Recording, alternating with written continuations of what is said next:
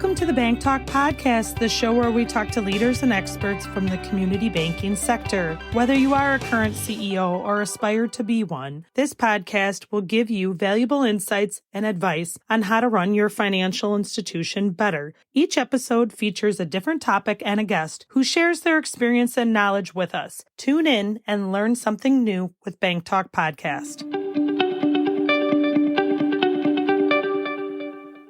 Hi, and welcome to BankTalk. I'm Rich Carty, your host today, sales executive with Remedy Consulting. Today, we'll be talking about central bank digital currency, CBDCs. I think it will be a good intro, if not a refresher for some on the topic, and we'll take a look at what's going on that side. So, let's dive in. Welcome back to BankTalk. Thanks for joining us today. We're lucky enough to have Lynn Marlar with us, the U.S. Head of Partnerships and Memberships for Financial Services with GBBC. Lynn, thanks for joining us. Thank you so much. Really appreciate being here. Maybe I should tell you a little bit about myself and the organization that I work for. So my name is Lynn Marlar. I really wear two hats. One is as the global head of partnerships and memberships for an organization called Global Blockchain Business Council. That is the largest blockchain, crypto, digital asset association in the globe. We have over 500 institutions that are members, 301 ambassadors around the globe, and we're in 117 jurisdictions. We do three things. One is education from soup to nuts, really. Partnerships. We partner with any name you've heard, whether it's a financial institution like JP Morgan, whether it's an airline like Delta, or we're working with the United Nations on food safety as well. We also do a lot of what we call standards mapping, but essentially it's how do we in the institutional marketplace for these new digital assets, how do we create standards? I come from the banking industry. We had standards like SWIFT, if you want to move money around the world, or we had standards that you had to, if you wanted to sell a stock, or you wanted to, integrate with someone like a DTCC or NSCC or whoever in the industry, you would have to have a standard format to be machine readable and to be understood by the computers, right? We don't necessarily have that sort of integration. I think what GBBC really tries to do is we look at it from a lens of, when the internet got started, we might be able to talk to each other if we were in an intranet, meaning a silo company. If you and I work for the same company, we could share emails. If you worked outside that company, we couldn't. We're almost in the same space. So if you're at a JP Morgan, they have a full stack of products and services in the digital asset space. You go outside that, it's a lot more challenging, right? So we're trying to create that interoperability that creates a whole new ecosystem. So that's hat number one, is head of partnerships to GBBC. Hat number two is something I started with, co-founder of a company called Tab Group, which is a media distribution company, I guess is the best way to describe it. And he approached me to do some work around women in digital assets. And so we do about 2 or 3 large events a year, New York, London. We have a London event November 6th, and then a small curated event in Singapore with one of our largest sponsors. We also do smaller curated events like symposiums where companies hire us and say, come on in, I want to get introduced to Remedy Consulting or FIS or Bank of New York Mellon or whoever. Can you bring them in? And we want to talk to them about the services that we're offering in this space so everybody gets more knowledgeable. So we've done things like that. Tab Group, who is my partner, CEO, has a newsletter they publish 5 days a week, which has equities, fixed income, digital assets, and then they host a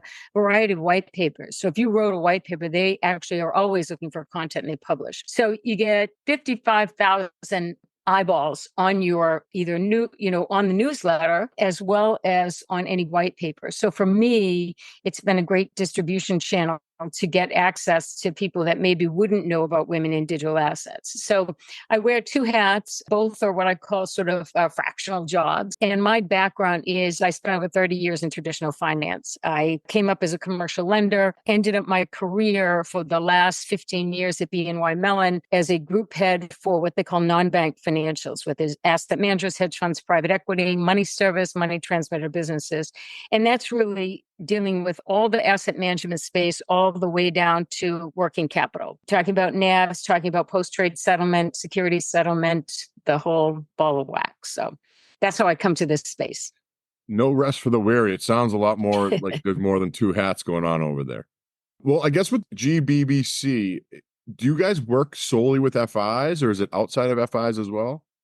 We work with every single industry sector you can imagine. So we are working with, I would say financial services is one of the first movers in this digital asset blockchain ecosystem. However, we're working with airlines, we're working with companies that are in the supply chain space because similar problem, right? Whether it's trade finance or buying price, think about an airline, right? Delta Airlines, UPS, FedEx, we're working with them. They need to get from an airplane tire, which I'm sure has an exorbitant cost to it, to food safety. So you go on a plane and you get sick and everyone on the plane gets sick. We got to find out where that food came from, right? So it's really having that provenance of that, whatever it is, food or tire or whatever. So every single industry is kind of looking at this from a supply chain and also, from an asset class. If we look at tokenization being of, people call it real world assets. Well, any asset. So, that could be my identity, right? So I worked on a project for the state of Rhode Island to develop a RFI for a digital identity for the people who live in Rhode Island. And that was going to cover your license, your registration of cars, and your voting. Now think about that. So you go into a polling place, no longer do you yell out your name. You scan your phone and it comes up, Lynn, you live in this district, you can vote today, right? You get a check mark. Lynn, I want to go register a car. No longer do I have to stand in line and say, hey, I want to register my car. I have an ID on my phone that basically says, hey, she has a residence here and can actually register her car in this state. So those are the kinds of things that states are looking at. So, this is all encompassing. Absolutely. I think BankTalk's been looking for someone to kind of talk about, the central bank digital currencies piece. And I think I met you at one of the Banking Association events and you were speaking to it. So it just kind of seemed like a good fit. If you don't mind maybe defining for our listeners, what CBDC is and maybe tell us, how cryptocurrencies have morphed into this concept of within the government.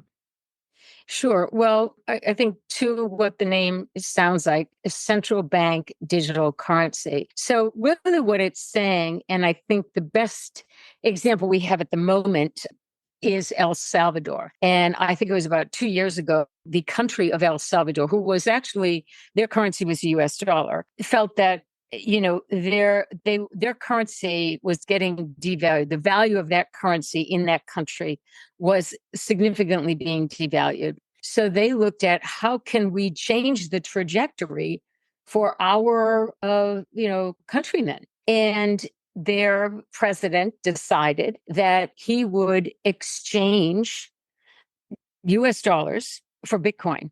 Now, many of those people have made a lot of money because Bitcoin was probably, I think it was 4,000, maybe it was a little bit more. I don't actually remember the dollar amount that it was. But, today's not the best day, but it's around 50 grand, right? Today, that's not a good day. But long story short, what happened in El Salvador was you basically, if you were living there and owned, a storefront or business or whatever, and you had $1,000 US in your bank account, the government was going to give you something, say $1,000 equivalent of Bitcoin. So now you have two things. You have a US dollar in a bank, potentially, which most people didn't trust. And then you have 1,000 of this thing called Bitcoin, and you need a wallet. And so a company I'm very familiar with went into El Salvador and created the Shiva wallet, which essentially allows an individual to go to a storefront or a business and say, hey, okay, Rich, do you want the US dollar or do you want Bitcoin? And I could write you a check, Venmo, you pay you cash, whatever. Or I could get on my phone and send you the equivalent in Bitcoin. Now, most people aren't really thrilled with the way El Salvador, has, how it's evolved. But many of those people are much happier that they have it than not having it, right? I see. So that's probably a great example of a central bank digital currency, or at least a good example. I mean, we still have a long runway to go to see how great it is. I think the probably, my opinion, these are my own opinions, the worst example is China. While they did something that I think is extremely interesting to get their economy interested in a digital yuan, which is essentially saying, hey, for dollars, instead of giving dollars, which are paper currency, I'm going to give you this digital currency. Essentially, they're the same value. What the Chinese government did was they went into an area called Shenzhen, which I've visited many times as a banker, which is the joint venture capital of the world. So think of a company, whether it's Talbots or Reebok or Nike or whoever, they all have a business there and they're manufacturing there. They went into those storefronts or those manufacturers and said, hey, we're going to give you, Lynn, if I was an owner, we're going to give you the equivalent of a couple $1,000s worth of this thing called a digital yuan. So Rich comes in and buys the pair of sneakers. I might have a Reebok store, right? And I say, hey, I don't have, either the traditional yuan paper, right? I don't have the Chinese currency paper. I have this thing called the digital yuan. I'm going to give you that for exchange. So let's say you give me $200 and the shoes are $100. I'm going to give you $100 worth of this new currency or this new thing called a digital yuan. Now you have that. You have a wallet, you have that in your wallet. You now then go to dinner and spend, $50 of that digital yuan. So what they did is they really took it from a grassroots, bottom up, and said everybody's going to be able to experience this new currency. And, that's how the future is going to evolve. Now, the bad thing, I guess, in my opinion, the bad thing is that, while it's great, you don't need a bank account, because if you look at in the United States, I mean, I worked for a very risk-averse bank New York Mellon. Very difficult to open a bank account. You have to have a legal address. You have to have assets. We have to be able to find you if we need to. A lot of things go into getting a bank account today. And I'm talking about traditional banking. When you look at the digital world, I don't need that. Right? This is a peer-to-peer transaction. Think of a Venmo almost, but it doesn't have to be married to a bank. So I don't need that. I find you on my, digital, my phone, right? And then I pay you in that way. So while on one hand, it's great because it democratizes some of the financial products that people may not be able to get, it also, and this I think is the worst part for China, has created a surveillance society. So my example of if I'm in Shenzhen and you want to buy a pair of sneakers from me, all of a sudden the Chinese government knows exactly what you paid for those sneakers. They know, how much digital yuan you have, and they know where you're spending it. So if, you were going out and buying a piece of art that costs a lot of money, they're going to come after you and say, wait a minute, you don't have, we're surveilling you. You owe us taxes because we didn't think you made that much income. And that's just across the board. They know that, you went to a restaurant after you bought the sneakers or whatever, right? So it becomes much more of, there's been a very large argument amongst countries about, do we want a surveillance society? And I guess my personal opinion is that the United States is a long way off from a central bank digital currency because it strips me of some of my own rights. I still have to pay taxes, but, and many people would like to see cash go away because there's a lot of nefarious activities. I mean, drugs are usually bought with that, guns are, so it would pretty quickly identify who's selling the guns or the drugs, right? If you put it on Bitcoin or some other type of crypto asset. So there's the sort of pluses and minuses of a central bank digital currency. Yeah, that's interesting. And I mean, thinking about that and just to kind of think back, El Salvador is doing it for one reason, and then you have China doing it for maybe other reasons. And on the grand scale of things, whether you talk population or the way things are run, it's used in totally different ways. We'll be right back. Are you navigating the complex world of technology vendors? Then consider giving Remedy Consulting a call. At Remedy, we're committed to maximizing your technology investments. Whether you're contemplating a switch of a major tech vendor or renewing a contract, our experienced team can add significant value. With backgrounds in major vendors, we ask the right questions to eliminate headaches and unnecessary expenses for our clients. Whether it's an immediate cost relief in your invoices or a strategic contract protection for the future, we've got you covered. Our experts specialize in core, digital, and more. So whether you're renewing your technology contract or need an outside opinion or a project manager, visit remedyconsult.net. Thank you for tuning in to the BankTalk podcast. Now, let's dive back into the episode.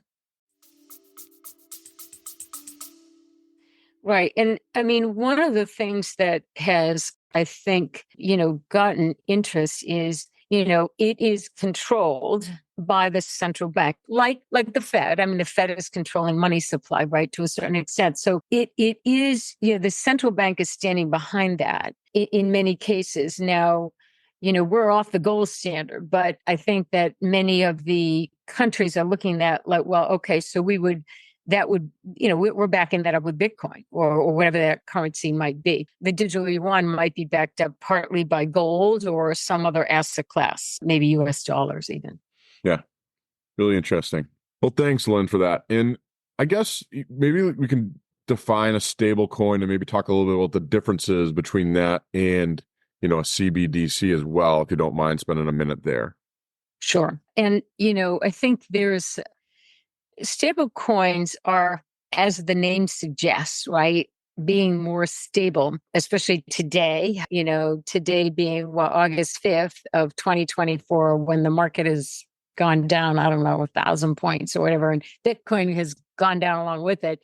One of the things that has been a concern is that Bitcoin and other cryptos, not just Bitcoin, are very volatile, right? And so many companies, a lot of institutions are leery of holding them because they are so volatile, right? How do you manage that type of risk, especially look at a financial institution managing that risk? So, the first stablecoin that was developed was a consortium of Circle, which has USDC, which is USDC Circle, which is the stablecoin, and Coinbase.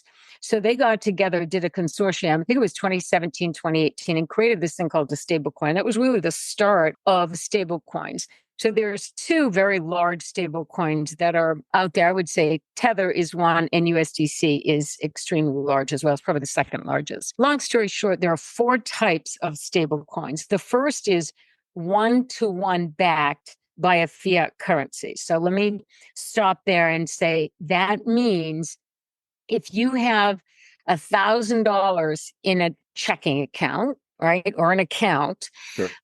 It is equivalent to your Bitcoin is equivalent 1-to-1. So I don't know what the conversion rate is today because I haven't really looked at it, but it's 1-to-1, a dollar to dollar relationship. And typically, if it is fiat, it's backed. And we saw this with institutions that were holding Bitcoin or other cryptos like Silicon Valley and Silvergate. They would back it by US securities, right? Could be mostly treasuries.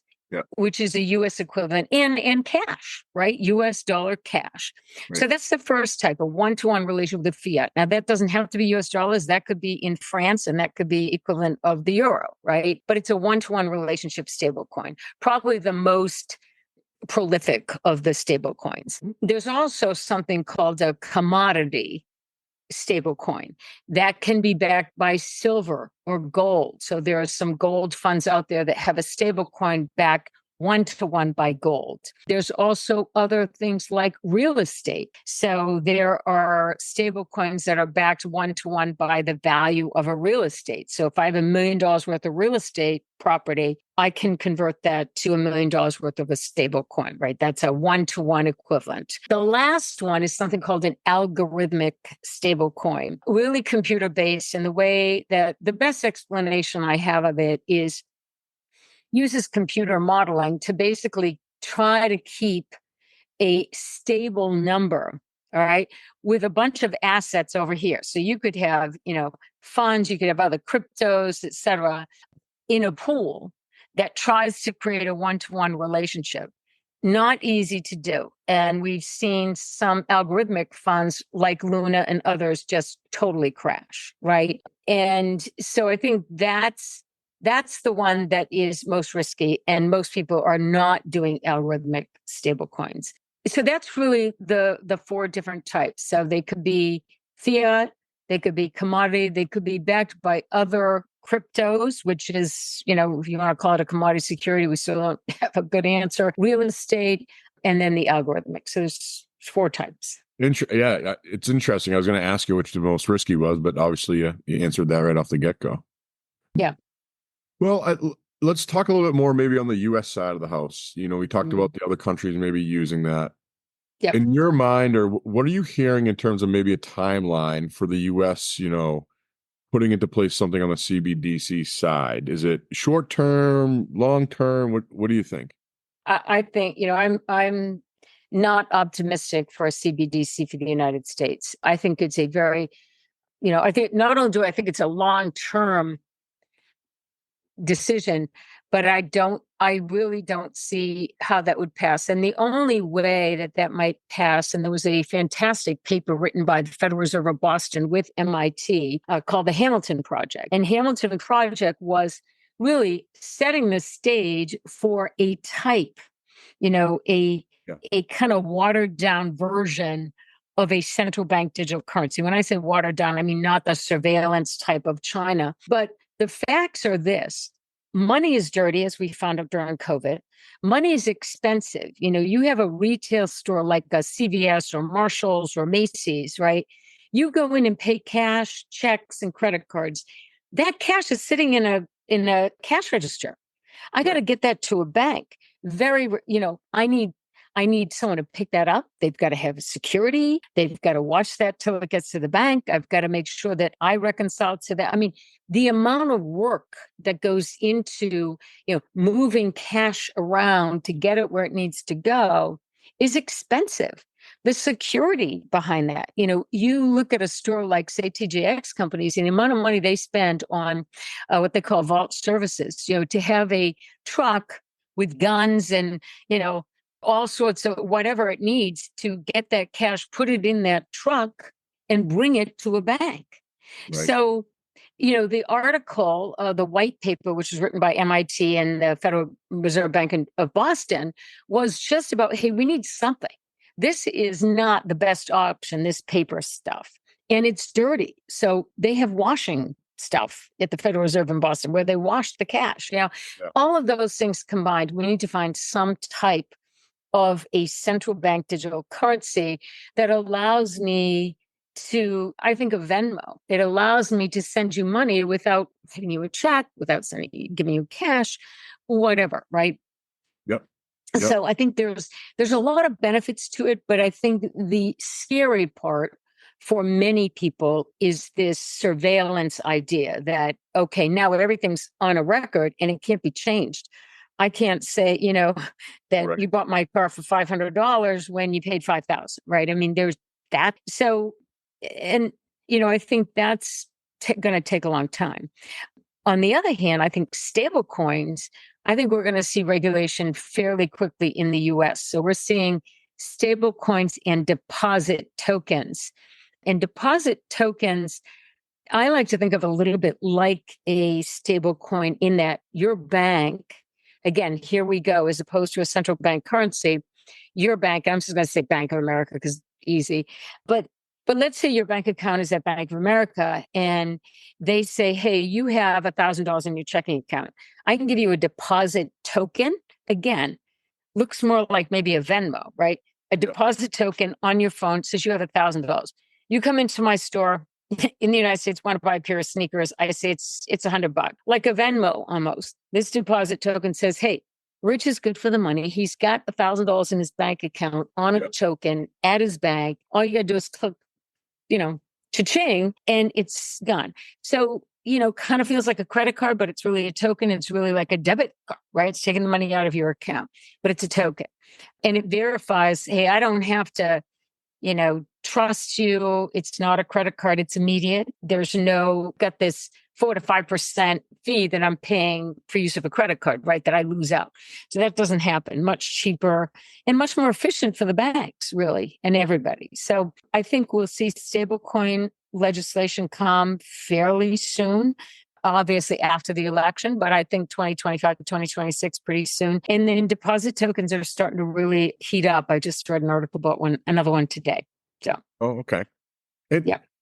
I guess speaking, obviously it is an election year with some, with the presidential race.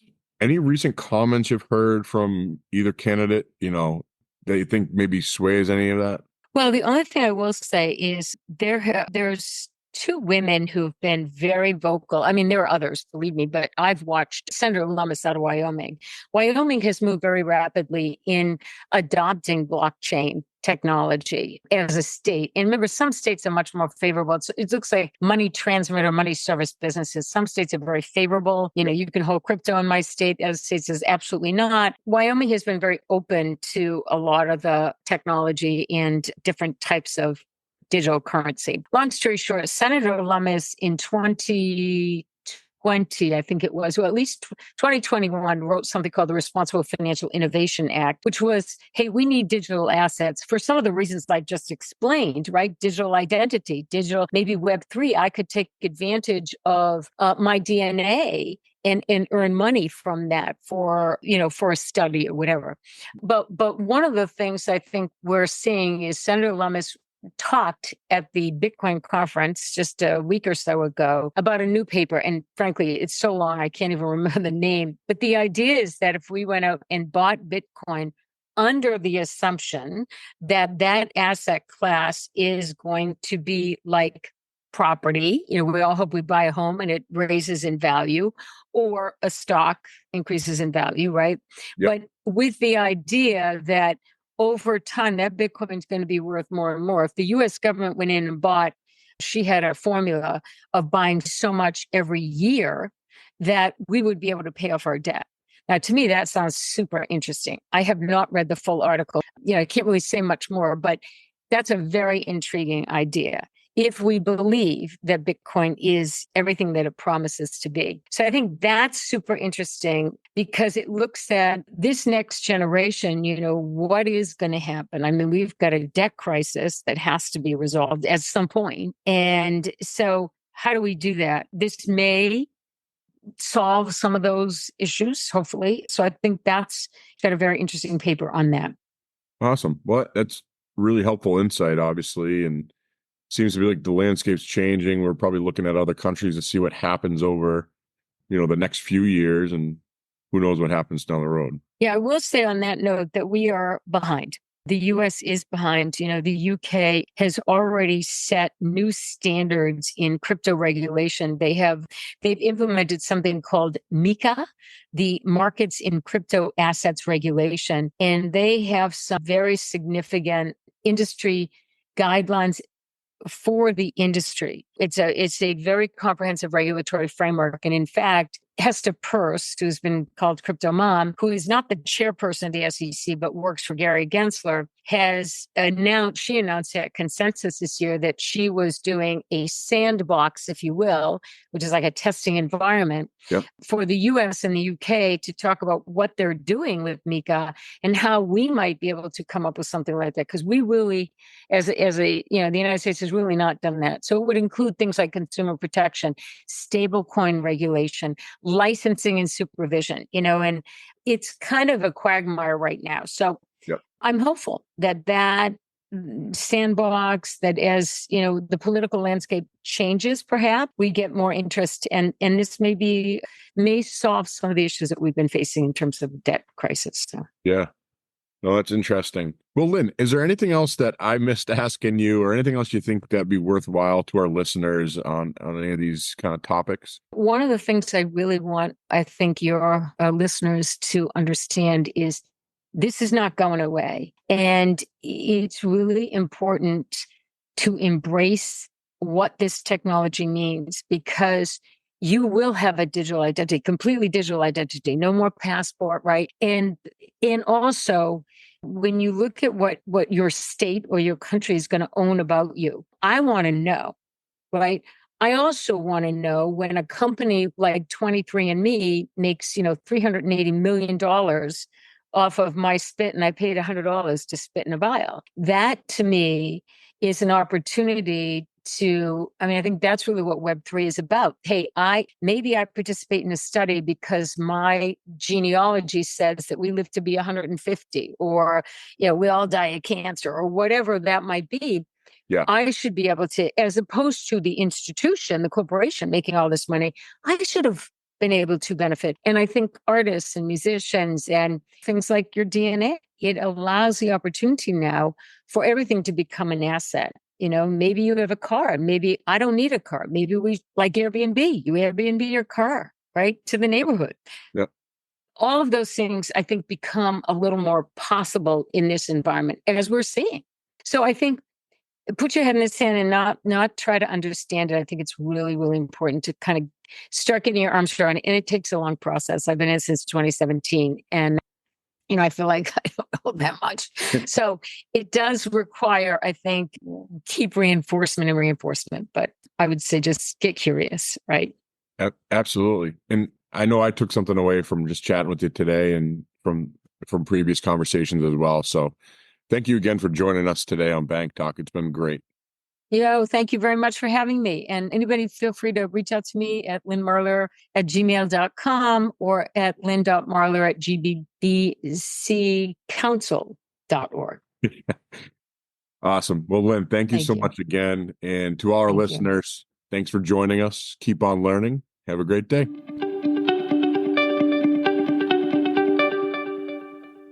Thank you for listening to the Bank Talk podcast brought to you by Remedy Consulting. To reach out to Lynn, email her at lynnnemarlor@gmail.com, or the GBB Council email is Lynn, LYNNE.Mailer, MARLOR @GBBcouncil.org. Thanks again, and we will see you in the next episode.